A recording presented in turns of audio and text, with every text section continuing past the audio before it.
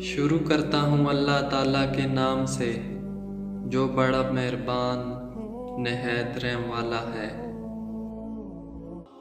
हार मत मानो, क्योंकि तुम्हारा तहज्जुद वाला मौजज़ा अनकरीब होगा। सुनो, तुम दुआ करते रहा करो, तुम्हारी दुआएं कबूलियत के करीब हैं। जानते हो, हमारे ये आंसू भी खून का हिस्सा होते हैं। जब भीगी आंखों से लरसते हाथों और कांपते हुए होंठों से सदाएं निकलकर अश्क से टकराती हैं ना, तो पल भर में मौजज़े हो जाते हैं और फिर मुक़द्दर का लिखा बदलता है। मनपसंद दुआएं कबूल होने लगती हैं। फिर मनपसंद शख्स को हमारे हक़ में लिखकर हमारी कहानी को कौन से नवाजा जाता है।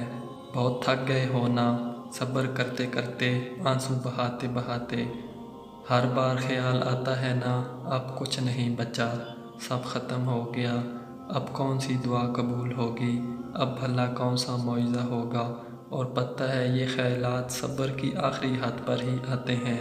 फिर तभी वो कुन फरमा कर मौइज़े करके हमें दिखाता है कि देखो, मैं मौजूद हूँ, मैं तुम्हारा अल्लाह हूँ और मैं हर शय पर कुदरत रखता हूँ। मुझे तुम्हारा मांगना पसंद है, मुझे तुम्हारे सब्र में बहाए आंसू पसंद हैं।